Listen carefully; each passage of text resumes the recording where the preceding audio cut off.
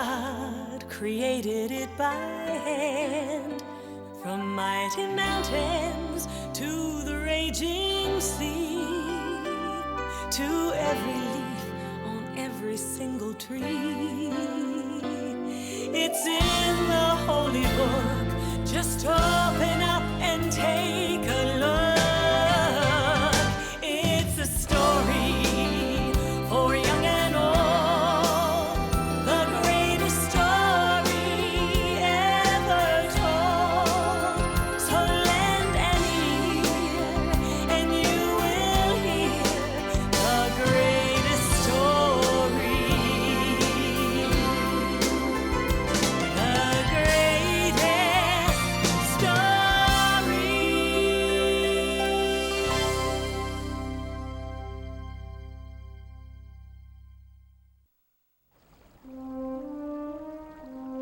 Many years ago, in a land called Egypt, there lived a very mean king. Egyptian kings were called pharaohs.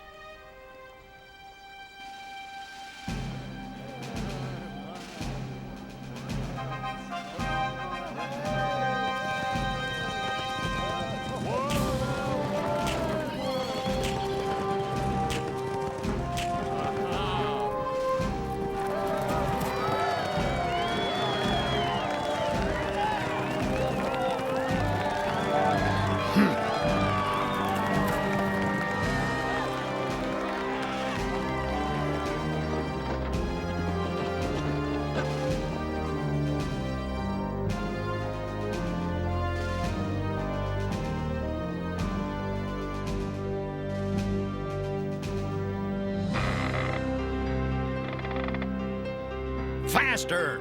Better! More! The Pharaoh made all of the people of Israel living in Egypt work as slaves. They had to build the buildings and lift many heavy things.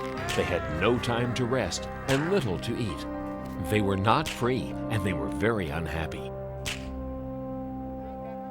But the worst thing of all was, one day the Pharaoh decided that the firstborn sons of the Israelites would be killed.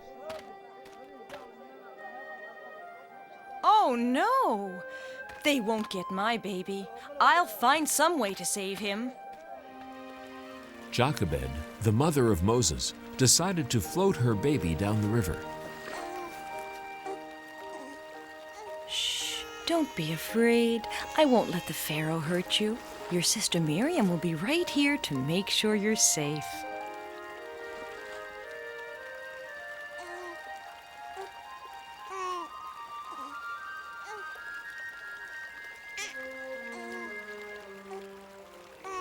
What's that? A baby! Oh, this poor baby needs a home. I'll take him to the palace and take care of him there. Excuse me, Princess. If you need a nurse for the baby, I know a good one who lives nearby. Her name is Jochebed. Thank you. Bring her to the palace.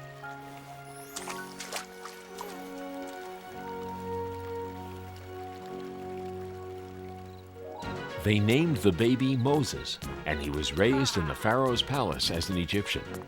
But Jochebed was near Moses while he was a child to teach him right from wrong. Ha! Moses, time for your lessons. Now, did you do your homework? Sure I did. When I went out this morning, I saw a slave master hitting one of the Israelites. He was wrong, Moses. All people should be treated with respect. And Jochebed taught him that the Israelites in Egypt were unhappy because they were not free. Many years later, when Moses grew up to be a strong young man, he came upon some Egyptians who were treating people very poorly. You're lazy! Get up and get back to work right now, or else! Leave him alone. You shouldn't treat anyone like that. He deserves it. He's pretending he's hungry and tired because he's too lazy to work. I'm teaching him a lesson about... Leave him alone.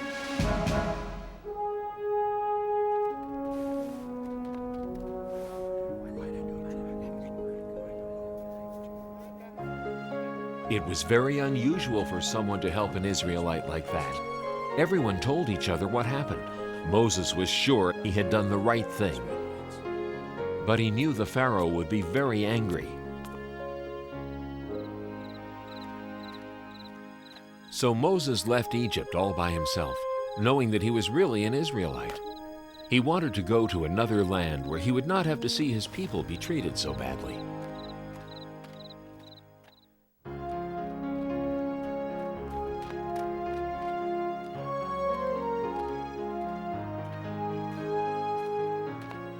After traveling for 40 days, Moses found himself in the land of Midian.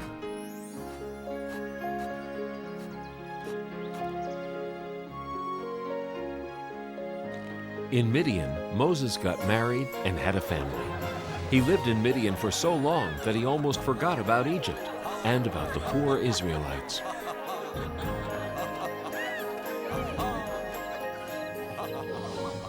Until one day, Moses was looking after a flock of sheep up in the hills, and it was there that he saw an amazing sight.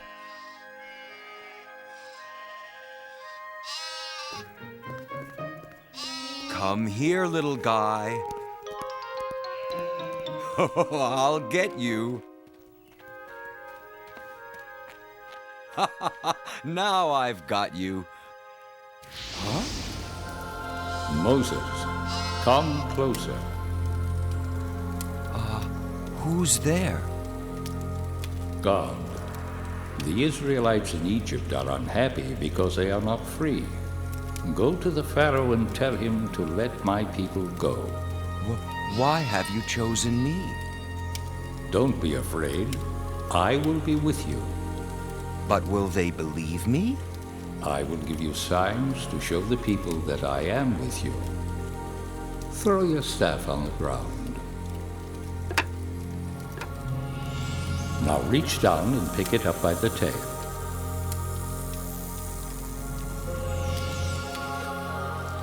Trust me, the people will believe you. Now go.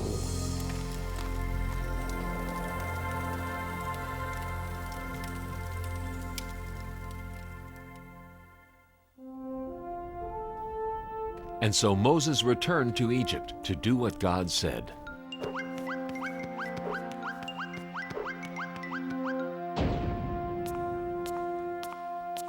Are you Moses? I have heard about you. What are you doing back here after all these years? I am here because God sent me. He wants you to free the people of Israel. Oh, he does he? Too bad for him. Who is this God, anyway? I've never heard of him. Have you? No, sir, your most royal, wonderful highness. Well then, this God of yours must not exist, right? Yes, your most royal, wonderful highness. Right. You there, come here. We're too nice to the Israelites. After all, they have a big, strong God on their side. Tell my slave masters not to give them any more straw for the bricks they make.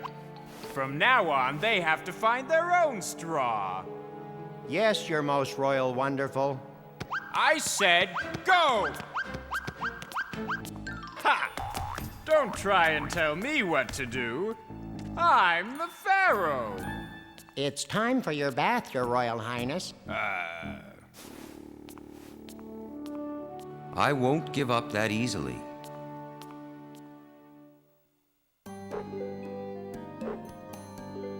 And so Moses returned. God wants you to let the Israelites go free. Oh, haven't we already done this? It'll take a miracle before I listen to another word you're saying. See the power of God, the only true and living God.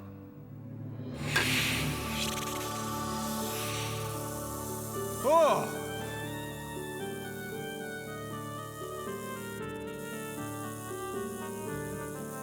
Silence! Nothing but foolish tricks. Besides, watch this.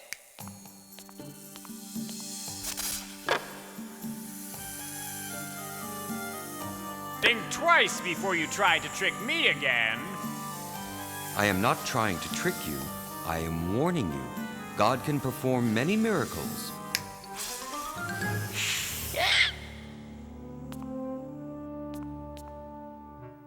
Ha!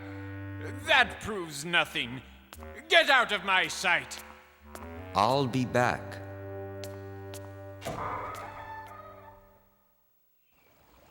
And the next morning, Moses did come back. Pharaoh, let the Israelites go free. If you do not, God will let plagues happen to Egypt. The plagues will bring very bad things. No! See for yourself the power of God.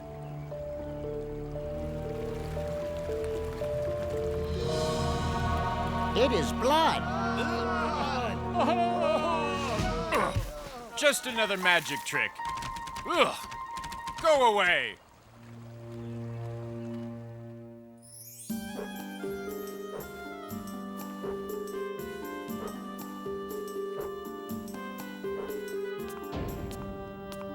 You? Again? What do you want now?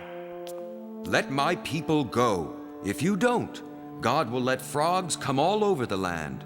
Frogs will sleep in your bed and eat your food and... Frogs? I love frogs. Why, when I was a little boy... never mind about that right now. Who cares about a few frogs? Get out of here!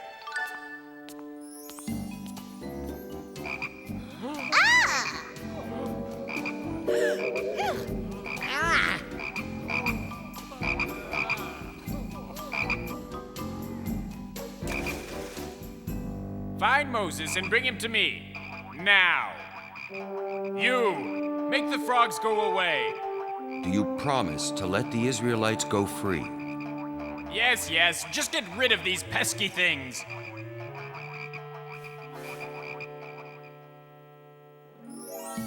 God made the frogs go away, but the Pharaoh didn't keep his promise. He did not free the people of Israel.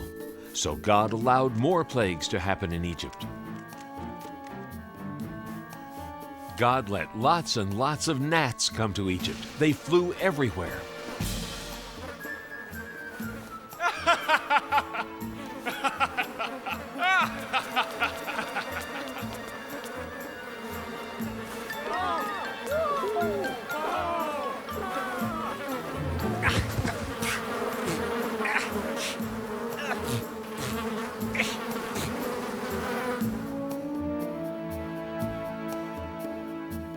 Flies flew everywhere.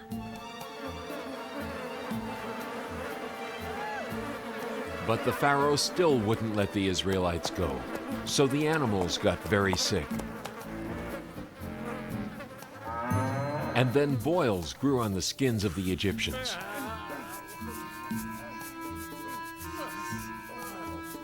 And terrible hail fell down from the skies.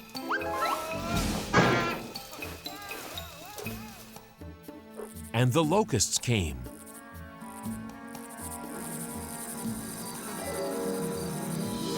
And ate their clothes. Next, everything was as dark as night for 3 whole days. Each time a plague happened to Egypt, the Pharaoh promised to let the people of Israel go free.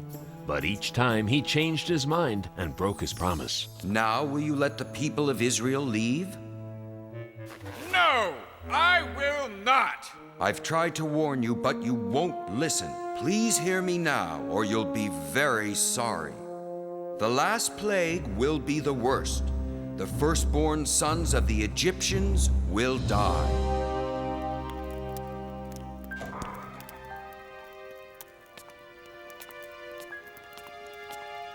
What has your God done? He has taken my son from me. Leave Egypt at once and take your people with you.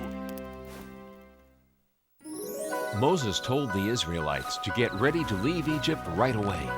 He knew the Pharaoh might change his mind again, so they packed and left as fast as they could. I can't believe we're actually going. It's just as Moses promised. A land where we could be free. It seems like a dream. But it's not a dream.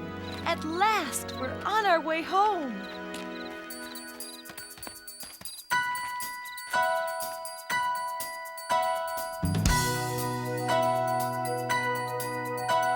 Single file for a while, then scatter to and fro. Trusting Moses knows his way, singing as we go.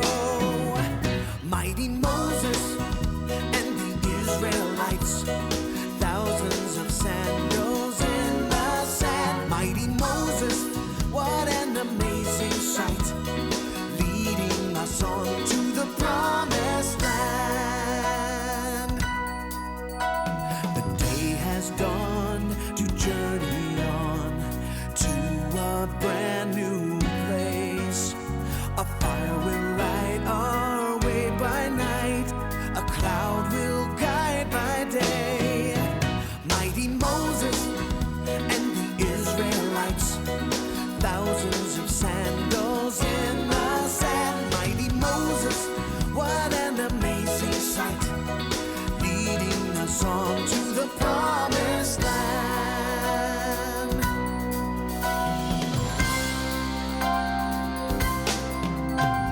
Hand in hand through desert sand, answering God's call, following our leader's lead to freedom for us all.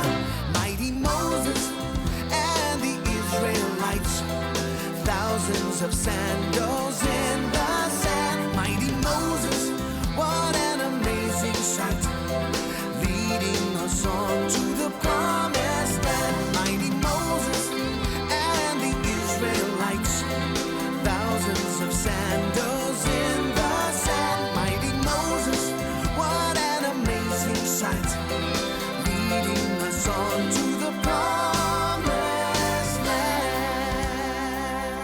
And so, finally, the people of Israel left Egypt on the way to their homeland, the land of freedom. By day, a pillar of smoke guided them. And by night, a pillar of fire showed them the way.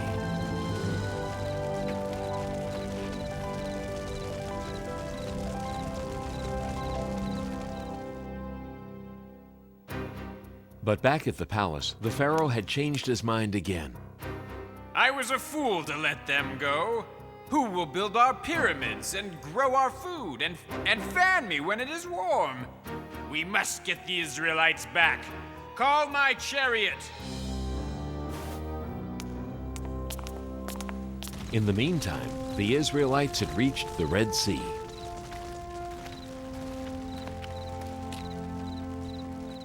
Moses, look behind us! The Pharaoh's army!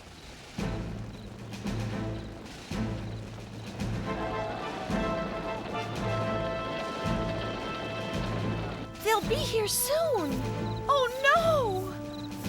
Moses, what have you done to us? We would have been better off living unhappily in Egypt rather than dying here in the desert. Don't be afraid. God will protect us. Don't hurry, Moses. Rest tonight. Tomorrow morning, raise your hand and stretch out your staff over the sea. It will part, and you will be able to go through on dry land.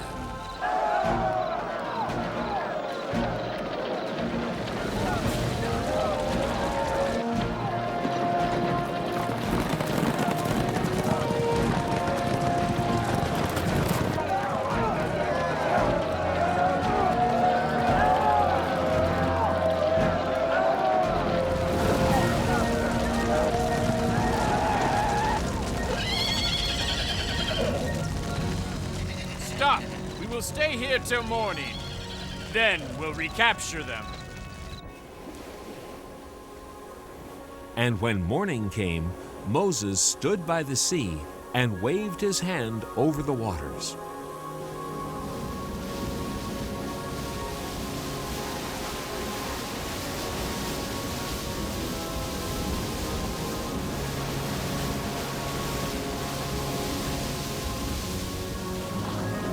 the sea parted, just as God had promised.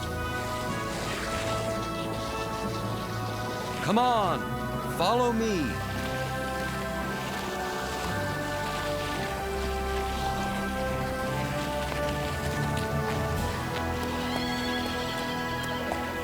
After them!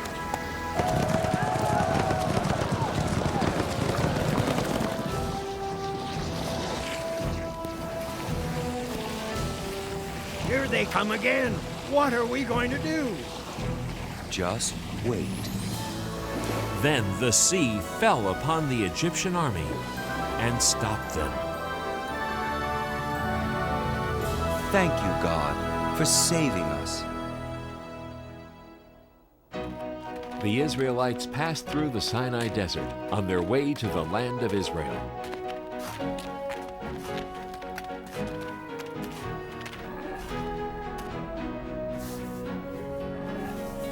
When they were hungry, God sent them food. Mother, look!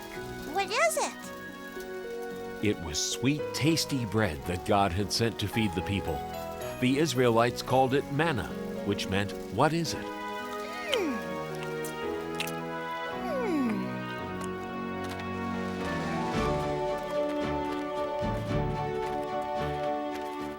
When the Israelites were thirsty, God sent them water.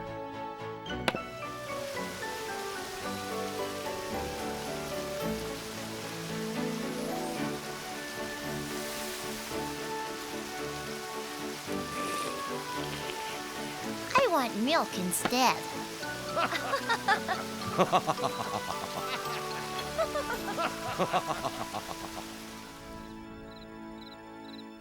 When the Israelites reached Mount Sinai in the middle of the desert, they set up camp near the foot of the mountain. It was time for God to give the people His laws.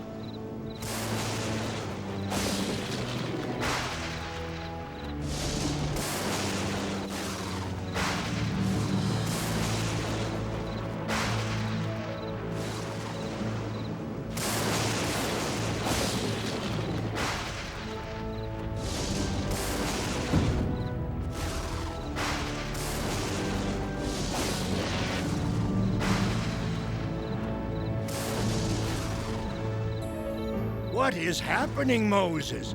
What does God want? God is calling me. I am sure He has great plans for us.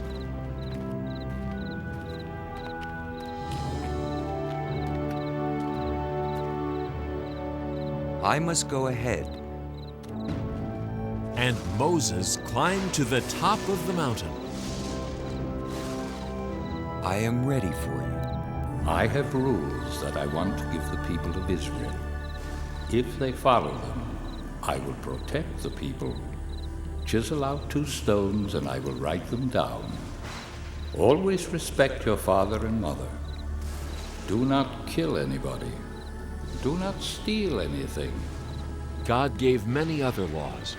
He also told Moses how to build the home of worship where the Israelites would pray to God. God also told Moses that everybody should rest on the 7th day, just like He did when He created the world.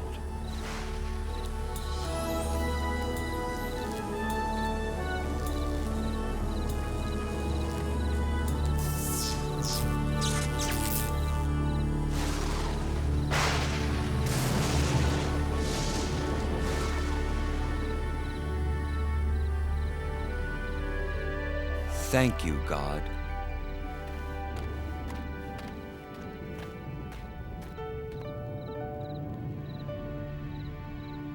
And this is how Moses led the people of Israel back to their homeland with the power of God and His sacred laws. These laws are called the 10 Commandments. Throughout the long journey, God helped Moses guide the Israelites home.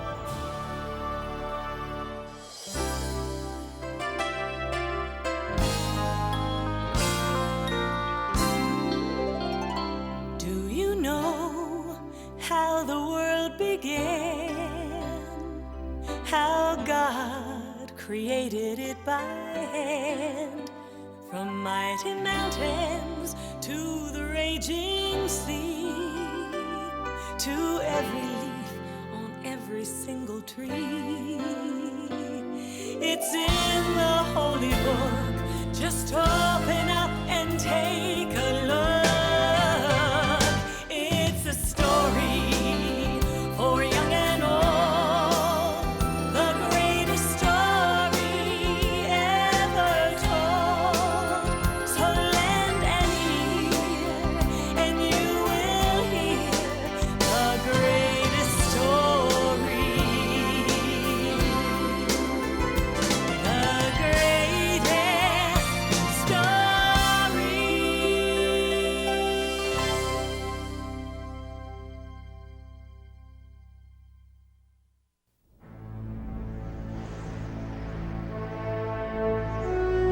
Long ago, God sent his prophet Samuel to find the future king of the Israelites.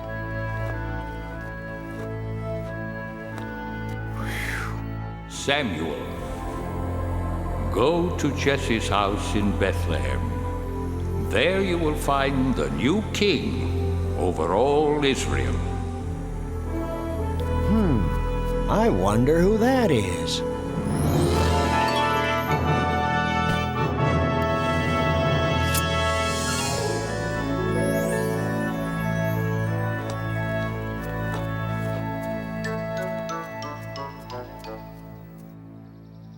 My sons, come into the house. There is a guest here to see you.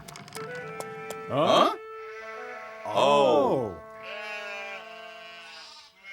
David, you stay there and look after the sheep. We're going inside. Jesse, you say you have 8 sons? Yes, and they are such fine young men. Here they come. Oh!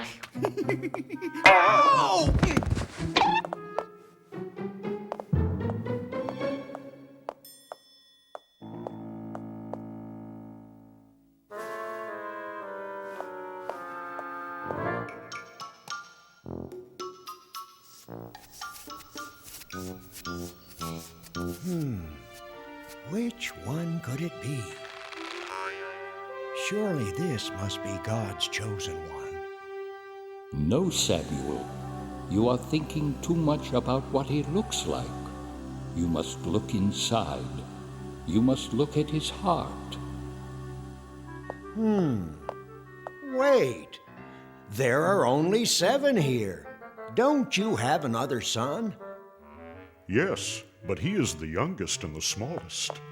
See him off there guarding the sheep? Him? No, it couldn't be him. Could it? Thank you. I will leave now.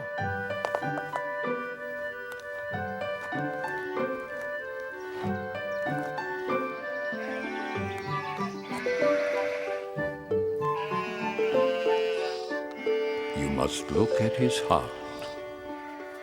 What's your name, son? David. God has told me that you will be the new king of Israel someday. God is my friend. He helps me save my sheep. Yes, and one day I hope you save us all.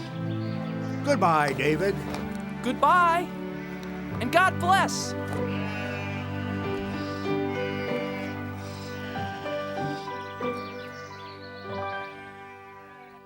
David's 3 older brothers were called away.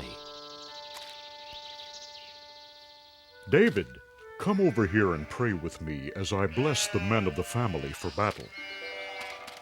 To go fight for the people of Israel. Eliab, Abinadab, Shammah, may the Lord bless you and keep you, and bring you safely home from battle. But Father! What, son? You didn't bless me. I want to fight for Israel. Don't worry about us, Father. We're old enough. And strong enough. We can hardly wait to fight the enemy of God's chosen people, the evil Philistines. We'll win and be home before you know it, David.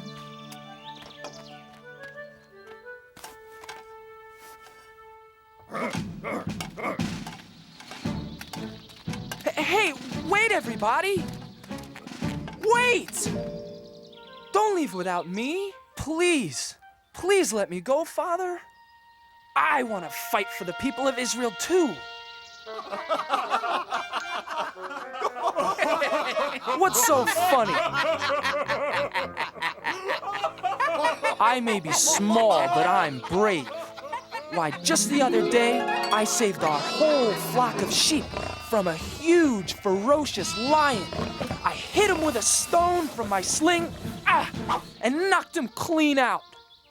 Want to see how good I'm getting? Whoa! No, David, not now.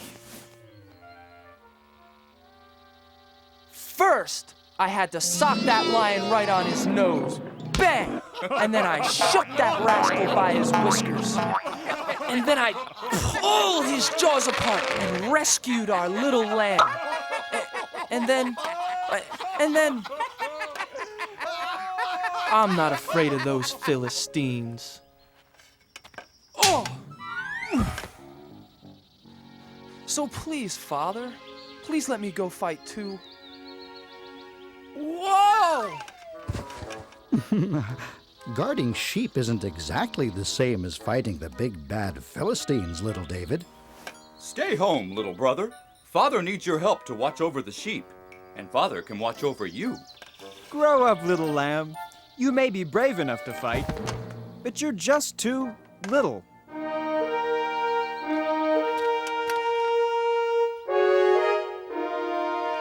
Abinadab, Shammah, time to go. Goodbye, Father.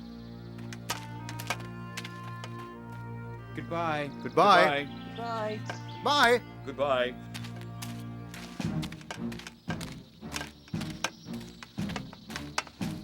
Someday I'll go to battle for the people of Israel, Father. Someday. Now the two great armies met for war in the middle of a vast valley.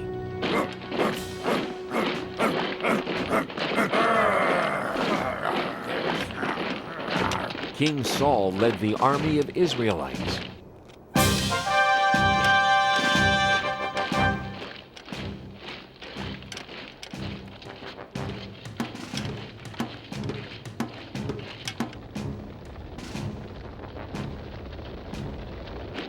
But the enemy, the Philistines, had a giant on their side.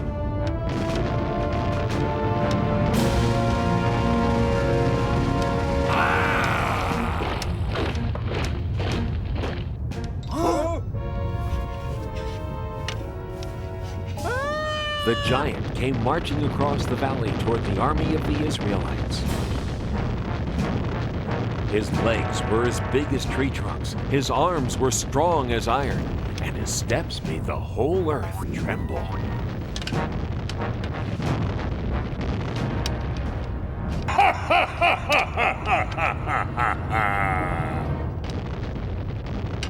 I am Goliath the Giant, and all of you are nothing but King Saul's little servants.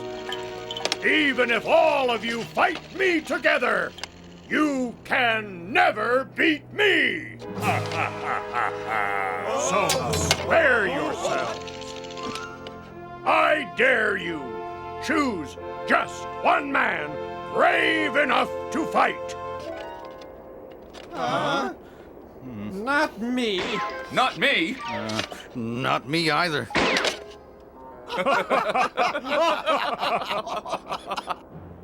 Just one man. If he beats me, all of my men will be your servants. But if I slay him, all of you shall be our servants forever. Now, who is brave enough to fight a giant? Just step forward. I'll be waiting.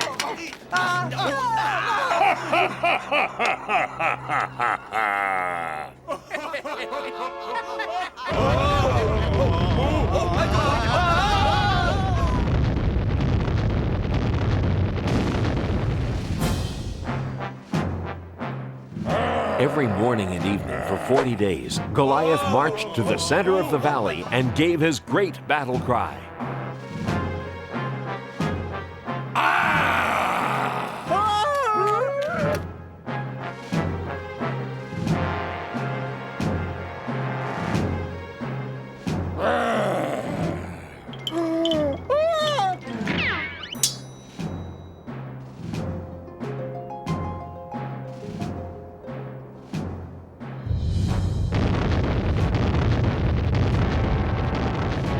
Who will fight me today?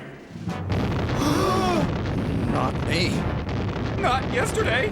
Not today either. None of us are brave enough to fight a 10-foot giant.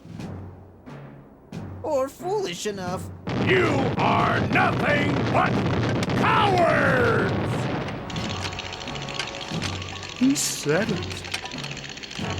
He's right. You bet he's right.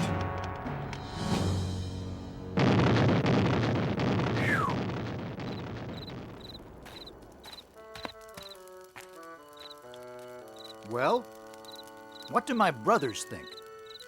Could I? Whoa! No, don't even think about it. I'll try to... Whoa! You're not risking your life for him. Maybe I'll... Neither are you, Eliab. It's not worth it. Not even to marry King Saul's daughter. Oh, but wouldn't it be great? Being rewarded with the princess's hand in marriage for beating the giant?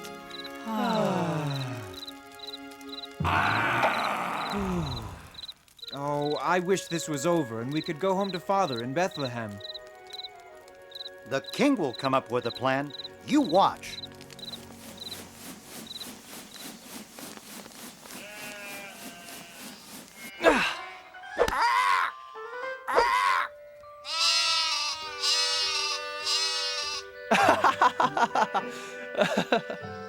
Bet I can get 5 in a row.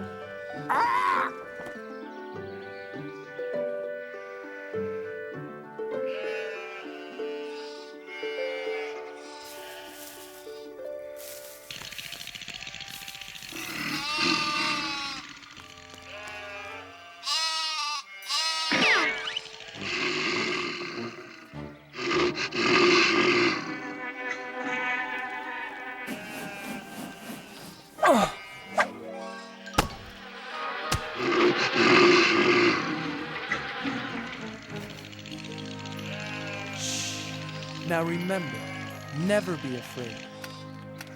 David, that was a good shot, son. Did you see that, Father?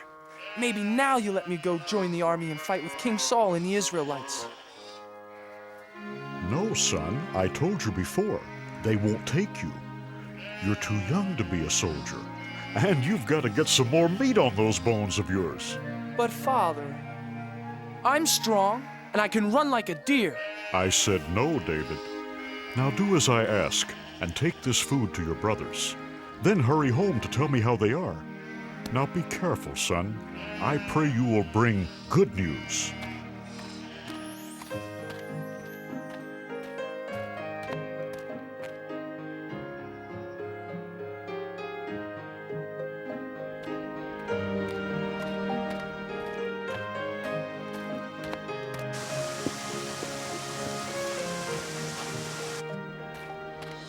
Who will fight me today?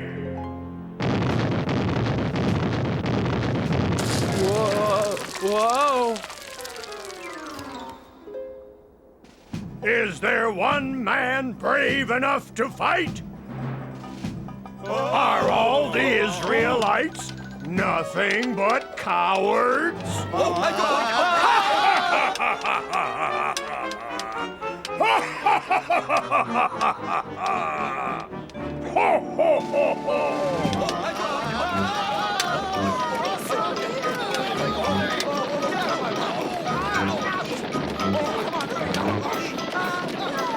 Eliab!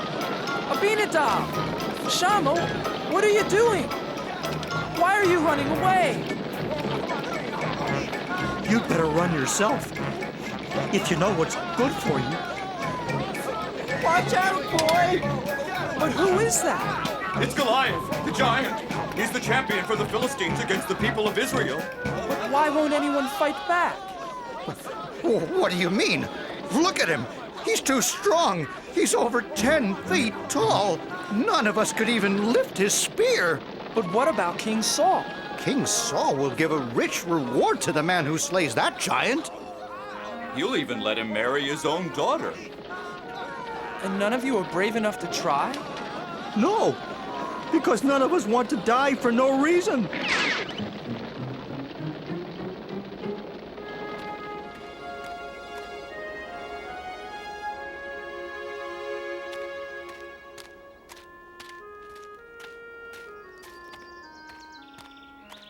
Eliab, why won't you fight?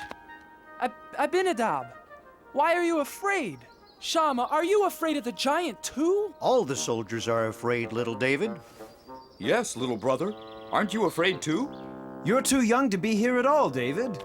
Yes, little brother. Go home and take care of sheep where it's safe. No, I can't. Someone has to fight Goliath. But who? Everyone here is afraid. I'll fight the giant. I'm not afraid. You? Yes. God is stronger than Goliath. And God will help me. Go tell King Saul, I'm not afraid.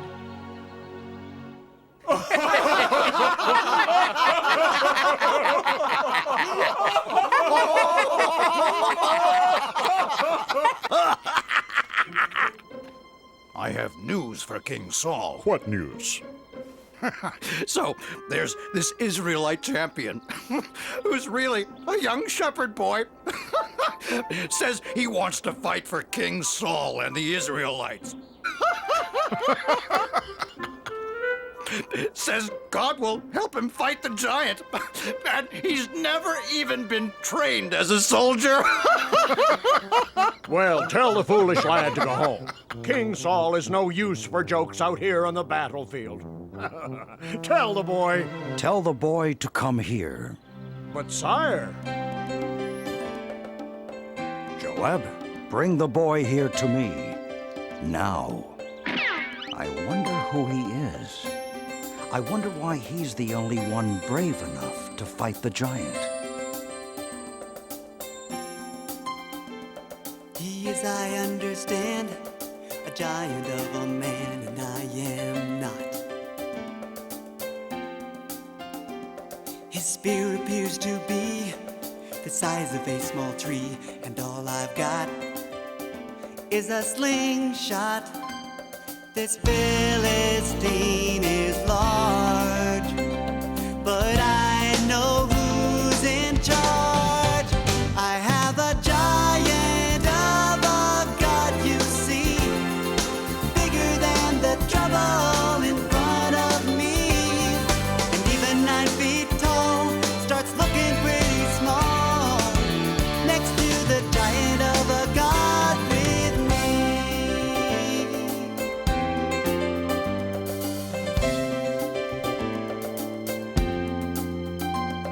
I fought the roaring lion, sent the wolves home crying every time.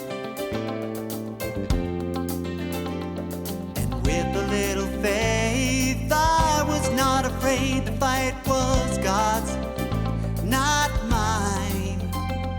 This Philistine is large, but I know who's in charge. I have a giant of a God, you see, bigger than the trouble in front of me. And even 9 feet tall starts looking pretty small next to the giant of a God with me. I have a giant of a God, you see,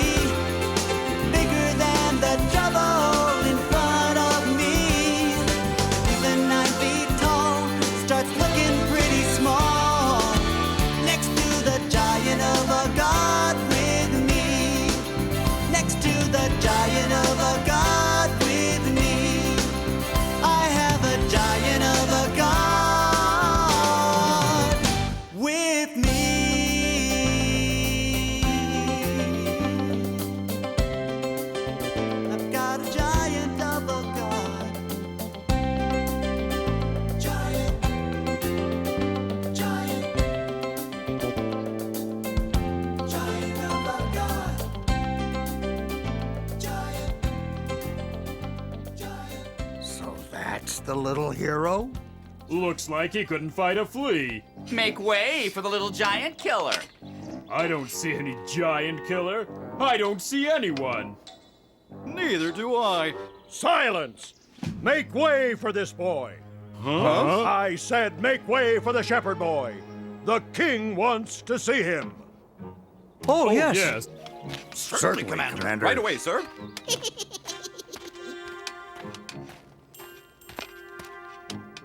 Your Majesty, I am... Silence! Let the boys speak. Please, sir, don't be afraid of the giant. With God's help, I'll fight him for you. I'll fight Goliath for you and for all of the people of Israel. But how can a boy like you fight Goliath? You can't match him in size or strength or skill, my boy. Why, you've never even been trained for battle. It's true, Your Majesty. I am young and small. But God will make me strong. If God saves my sheep, God will save me from this giant. Now let me fight the giant for you and the people of Israel. Yes, little David. And may God be with you.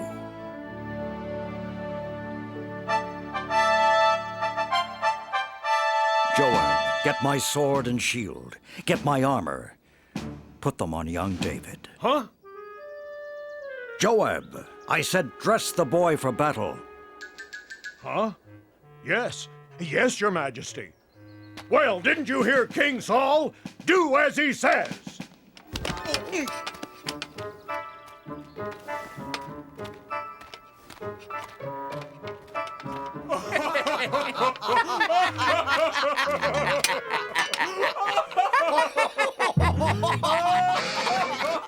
I can hardly pick up your sword, Your Majesty.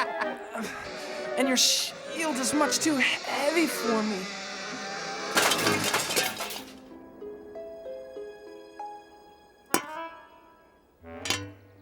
But, David... God's help is all the armor I need.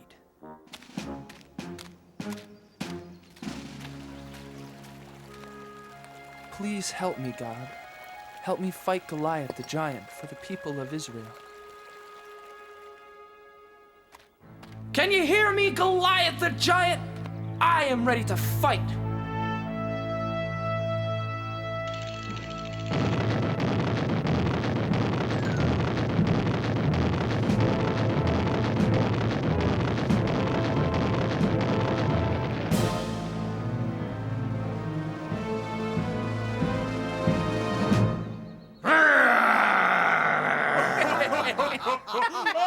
Ha!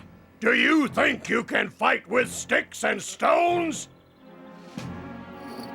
You'll be sorry! You fight me with your sharp sword and heavy spear, Goliath, but I fight you in the name of God.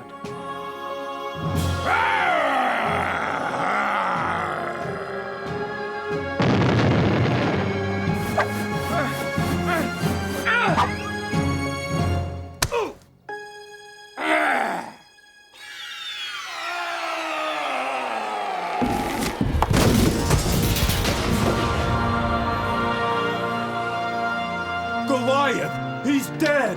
Hooray! Run! Run for your lives! Look at those cowards run! Yes! After them! Come back here! And the Israelites chased the Philistines away. The boy killed the giant! Goliath is dead! Where is the boy? Joab, bring him here to me. Little brother! It is you! Our brave baby brother David. Bring the boy here to King Saul. Thank you, my son. Thank God, Your Majesty. And that is how little David beat Goliath the giant with the help of God. This was only one of the many great adventures God had planned for David. David the shepherd boy grew up to become a great king who served God. Throughout David's long and adventurous life, he always remembered the comforting words of God.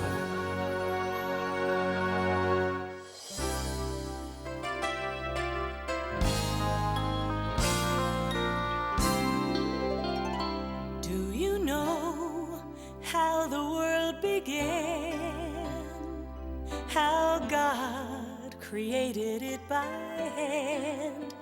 From mighty mountains to the raging sea, to every leaf on every single tree. It's in the holy book. Just open up and take a look. It's a story for young and old, the greatest story ever told. So lend an ear and you will hear the greatest story. The greatest story.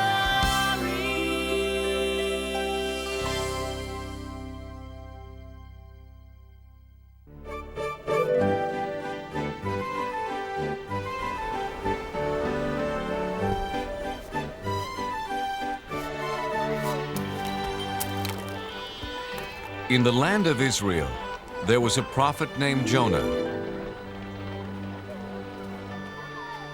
A prophet taught other people about God and his love. Jonah told his friends and neighbors that God loved all people.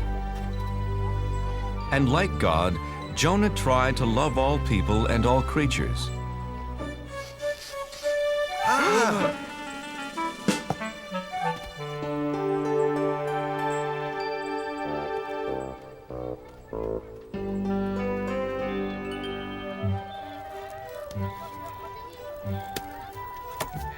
Your fish looks fresh today, Ophir. Yes, Jonah, the freshest you will ever meet or eat. You know how much I love eating fish. And I'll take a bag of peanuts. I see someone just as hungry as I am.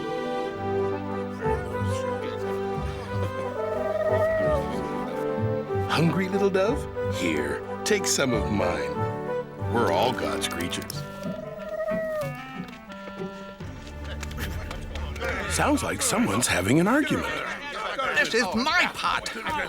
No, it is mine! I saw it first! No, I did! I needed to carry water! I needed to carry raisins! Stop! Fighting never solves anything. Besides, you're making me dizzy. My friends, please. God doesn't want you fighting. It upsets him.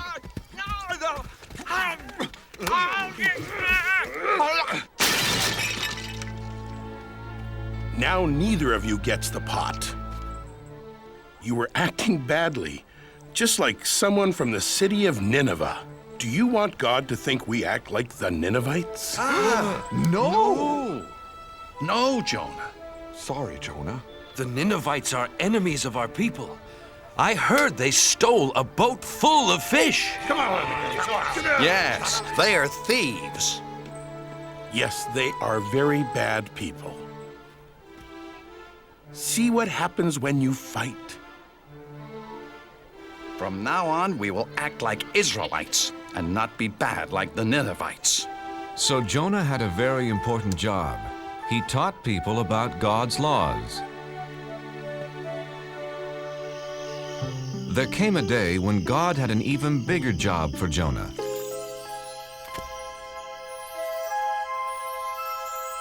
Hello, Jonah.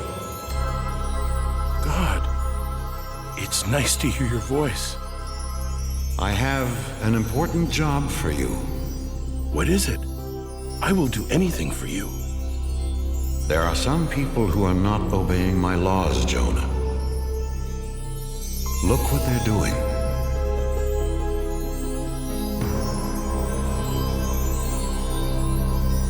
The people of Nineveh steal. They are not kind to each other. The children of Nineveh do not take care of older people.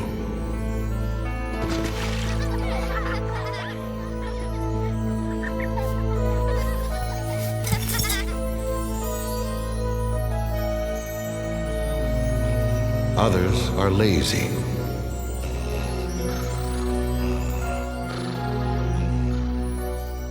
And their king pretends not to see the problems. He only cares about eating all day and wearing fancy clothes. Yes, the Ninevites are bad. Send a flood or an earthquake to punish them. No, they are bad because they don't know about me. No one has taught them my laws. Jonah, your job is to go to Nineveh and tell them about me. Me? Go to Nineveh? I can't. Please give me some other job. Tell them of my love. But they are the enemies of my friends and neighbors. You must go, Jonah, right now.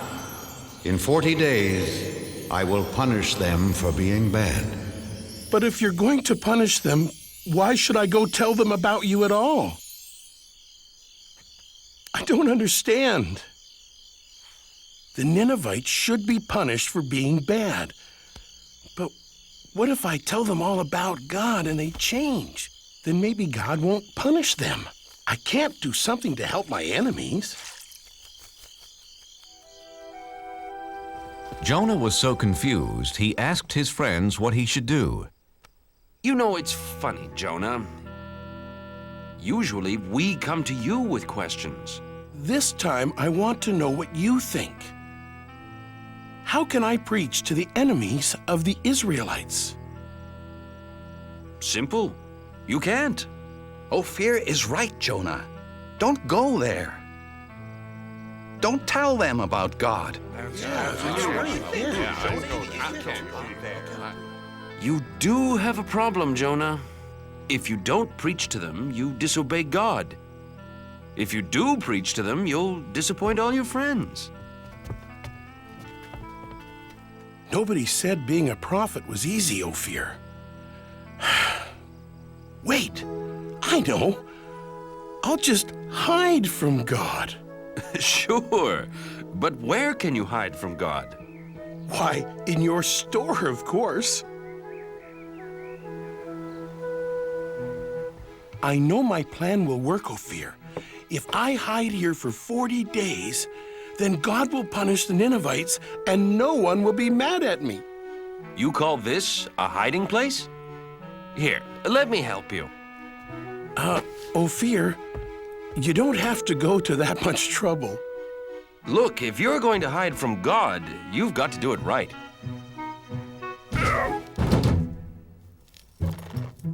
There!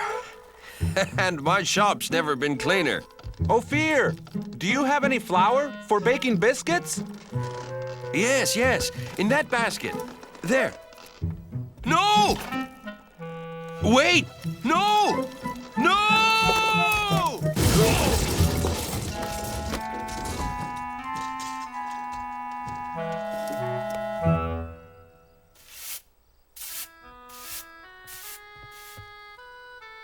Now that everything's cleaned up, goodbye, Ophir. What? But Jonah, why are you leaving? I'm in the way, and I can't hide from God here in Israel.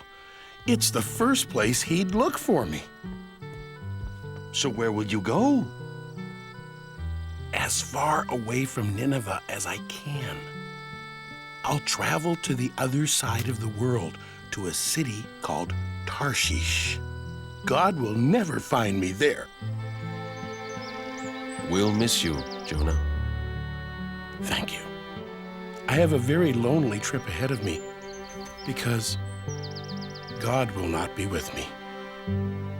So Jonah traveled as far away as he could to run away from God. First, he walked across dry deserts. Then he climbed high mountains.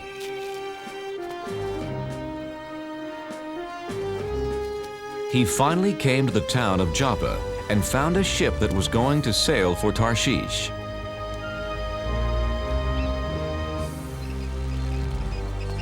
Captain, my name is Jonah. Can I sail with you to Tarshish? Sorry, Jonah. This ship only carries sailors and cargo. Besides, it's bad luck to bring a stranger on board, you know. The sailors on this ship weren't Israelites. They believed in many different gods. Ahoy, mate! Help me with this statue! Sure! Why not? What? Please, Captain, I must sail away with you. Why? Because I am running away from God. Why? Because he gave me a job to do and I won't do it. I must hide so he won't find me.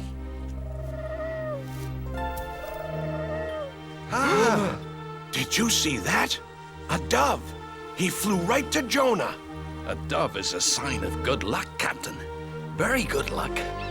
With Jonah on board, we will have safe passage.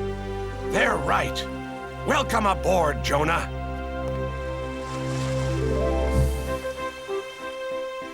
So Jonah set sail across the vast sea, headed to faraway Tarshish. Jonah saw that the sailors didn't pray to God. They worshiped statues made of stone. Excuse me, what are you doing? Feeding the god of water. If he has a full stomach, he'll make the seas calm. But this isn't a god. It's just a rock. My God is the real one. He created the sea, the sky, the animals, all of us, everything. One God created all that? I don't think so, Jonah. See, this is the sun god, the god of the wind, the god of plenty. With so much in the world, you need a lot of gods. Yeah, no one god can rule over everything.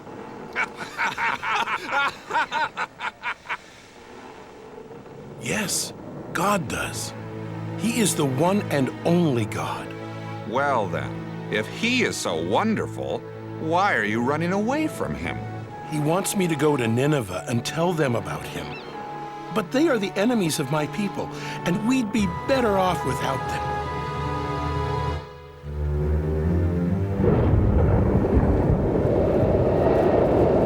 Oh, no! Captain, I've never seen a storm like that. Me either. We're in trouble. Whoa!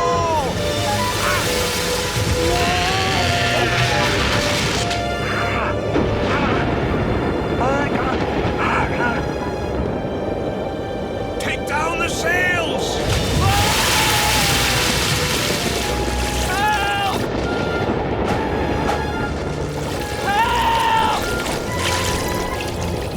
Grab our hands!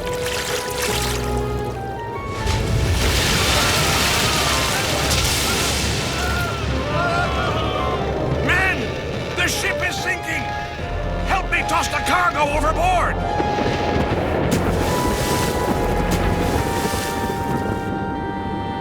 Good. We're safe now.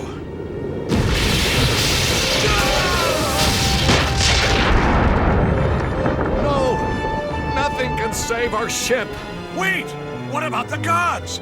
Quick, everyone pray to the gods! The sailors prayed to their gods, but the storm just grew stronger. Someone has brought our ship bad luck. Very bad luck. We must find out who it is. Let's throw lots. Then we'll know who brought this storm. The captain and his crew, being superstitious, believed that pieces of wood and bone would tell them who brought bad luck to their ship. There! The lots point to the man who brought us bad luck. It's Jonah! Where did you come from? And who are your people? I am an Israelite, and I worship the God of heaven. I'm running away from him. And he has found you. Jonah, what can we do? How do we make the storm go away? Throw me overboard. You must save yourselves. Please, Captain. We have no choice. We must throw Jonah into the sea. His God is more powerful than any of our gods. Jonah, I'm sorry. We've done everything we could do. I know, Captain. It's not your fault. I made God angry. It's me, not you, who should be punished. God of the Israelites, we're sorry for having to throw Jonah into the sea.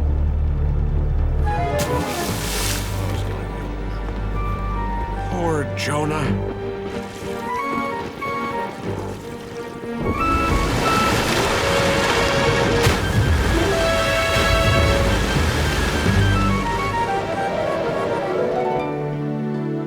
May your God forgive you, Jonah. Jonah found himself in the whale's belly. Now he was really alone. God, I'm sorry for trying to hide from you. Do you hear me, God? Jonah prayed to God for 3 days and 3 nights.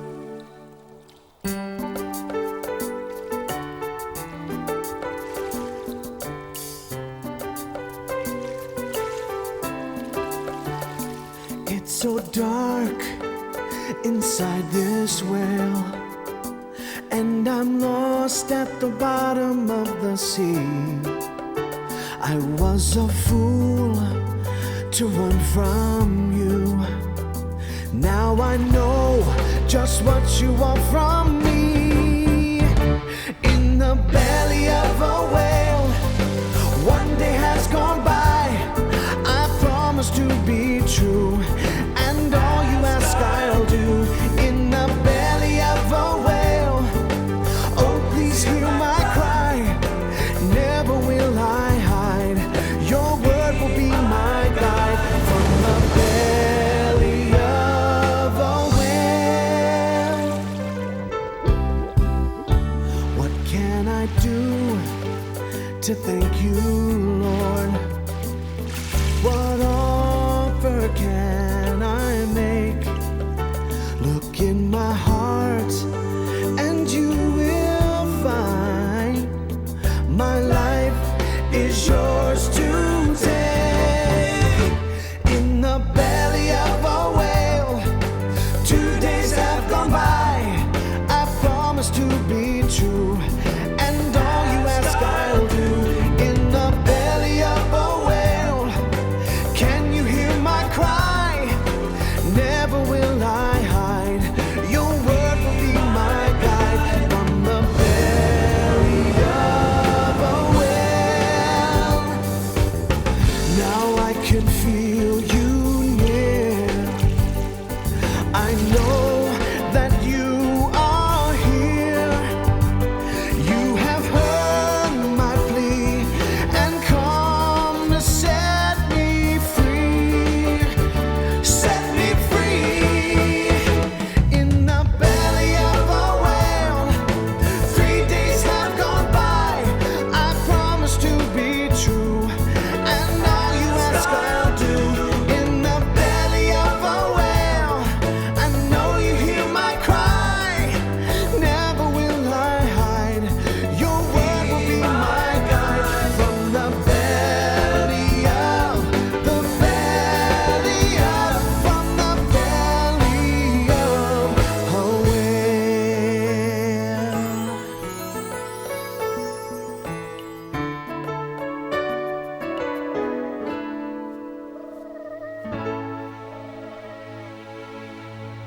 After that, Jonah was no longer alone. Hello, Jonah. Oh, God, I'm so glad that you're here with me. You tried to hide from me. Oh, yes, and I now know that was really, really wrong. Jonah, you have learned your lesson. Come on, let's get you out of here.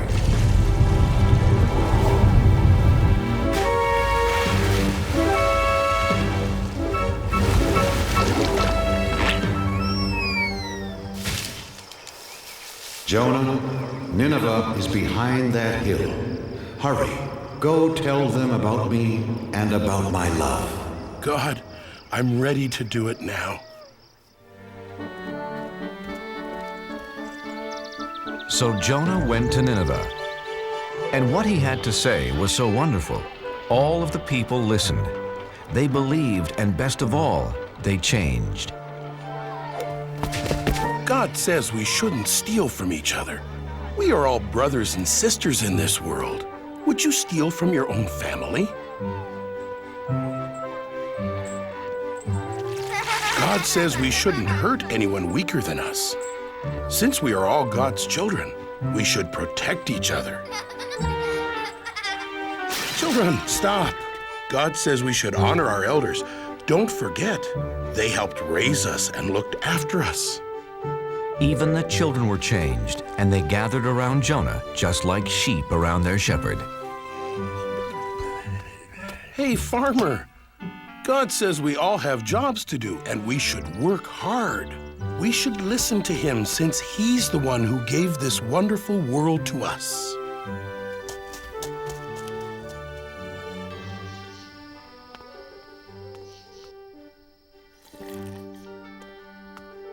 O King of the Ninevites, this is no way to lead your people. God tells us to care for one another. Ha! Why should I care what your God thinks? Because he is going to punish everyone in this city for being bad. Nineveh will be like this grape. Please believe me, King of the Ninevites. I was sent by the one and the only God. You only have a few days. I do believe you, Jonah. Then know his love and obey his laws. That's all he wants.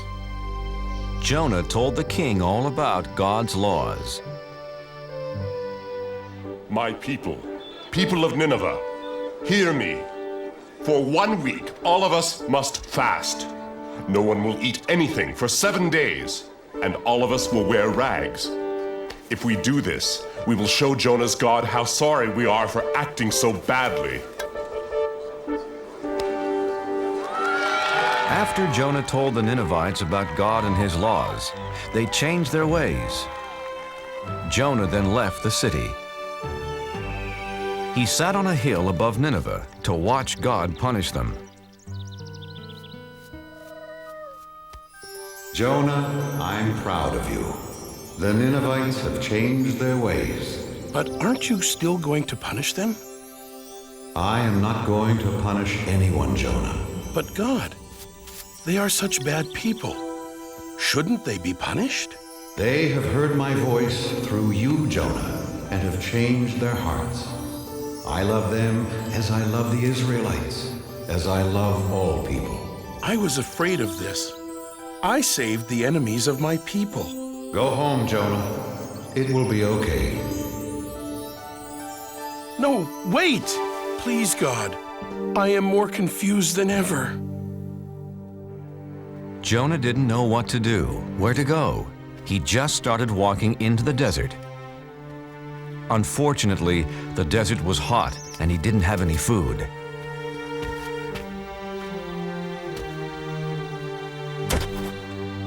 I'm so tired, hungry, and thirsty.